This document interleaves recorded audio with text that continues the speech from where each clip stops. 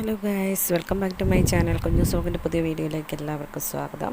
അപ്പോൾ ഇന്ന് വന്നിരിക്കുന്നത് കുറച്ച് തരിക്കഞ്ഞി, അതായത് നോമ്പിൽ തരിക്കഞ്ഞി ഉണ്ടാക്കുന്ന ഒരു ചെറിയൊരു വീഡിയോ ആയിട്ടാണ്. ഒരു കൊച്ചു വീഡിയോ ആണ്, സ്കിപ്പ് ചെയ്യാതെ ഫുള്ള് കാണാൻ വേണ്ടി ശ്രമിക്കുക കേട്ടോ.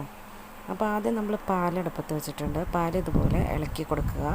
പാൽ ഇതുപോലെ നന്നായിട്ട് ഇളക്കി കൊടുക്കണം കേട്ടോ. പാലൊന്ന് ചൂടായി വന്നു കഴിയുമ്പോൾ നമുക്കതിലേക്ക് ആവശ്യത്തിനുള്ള റവ ചേർത്ത് കൊടുക്കാം. ഒത്തിരി ഒന്നും ചേർക്കണ്ട, ഒരു 2-3-4 സ്പൂൺ ചേർത്താൽ മതി. ആ റവ വെന്ത് നല്ല കുറുകി നമുക്ക് നല്ല തിക്കായിട്ട് കിട്ടുന്നതായിരിക്കും കേട്ടോ. അപ്പോൾ റവ ഇട്ടതിന് ശേഷം ഇതുപോലെ നന്നായിട്ട് ഇളക്കി കൊടുക്കുക. കട്ട പിടിക്കാതിരിക്കാനാണ് ഇങ്ങനെ ഇളക്കി കൊടുത്തുകൊണ്ടിരിക്കേണ്ടത്. പിന്നെ അതിലേക്ക് ആവശ്യത്തിനുള്ള പഞ്ചസാര ചേർക്കാം. ഞാൻ ഒത്തിരി പഞ്ചസാര ഒന്നും ചേർക്കുന്നില്ല, കുറച്ച് പഞ്ചസാര ചേർക്കുന്നുള്ളൂ. കാരണം നോമ്പാന്നും പറഞ്ഞ് ഫുള്ള് പഞ്ചസാരയൊക്കെ വാരിയിട്ട് ഉള്ള പ്രശ്നങ്ങൾ മുഴുവൻ ഉണ്ടാക്കണ്ടല്ലോ. അതുകൊണ്ട് ആവശ്യത്തിന് ഒരു ചെറിയ രീതിയിലുള്ള പഞ്ചസാരയാണ് ചേർത്ത് കൊടുക്കുന്നുള്ളൂ കേട്ടോ. അപ്പം നിങ്ങൾ പാകത്തിനുള്ള പഞ്ചസാര ചേർത്ത് കൊടുക്കുക. എന്നിട്ട് ഇതുപോലെ തന്നെ നന്നായിട്ട് ഇളക്കി കൊടുത്തുകൊണ്ടേ ഇരിക്കുക. അപ്പോൾ ഇതൊന്ന് ചെറുതായിട്ട് കുറുകി വരുന്നുണ്ട് കേട്ടോ.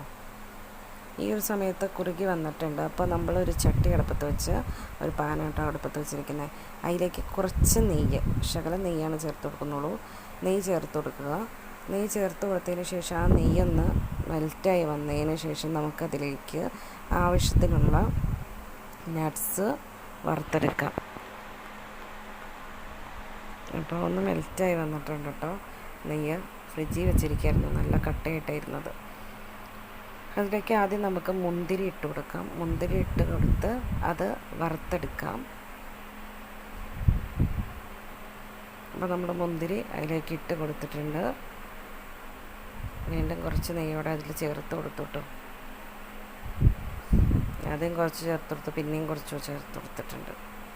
എന്നിട്ട് ഇതുപോലെ ഒന്ന് കാണിച്ച് കൊടുത്തു കഴിഞ്ഞാൽ നമുക്ക് നെയ്യെല്ലാം ആയിരിക്കുന്നത് കാണാം. ഇപ്പോൾ കണ്ടില്ലേ, ഇതുപോലെ ആക്കിയെടുത്തിട്ടുണ്ട്. മുന്തിരി നമ്മൾ ഓവറായിട്ടൊന്നും ഇടുന്നില്ല കേട്ടോ. കാരണം മുന്തിരി ഒത്തിരി ഇട്ട് കഴിഞ്ഞ് കഴിഞ്ഞാൽ ഇവിടെ പറക്കി പിള്ളയെ കളയുള്ളൂ. അതുകൊണ്ട് മുന്തിരി കുറച്ചിട്ട് കൊടുത്ത് മുന്തിരി വറുത്തെടുക്കാം.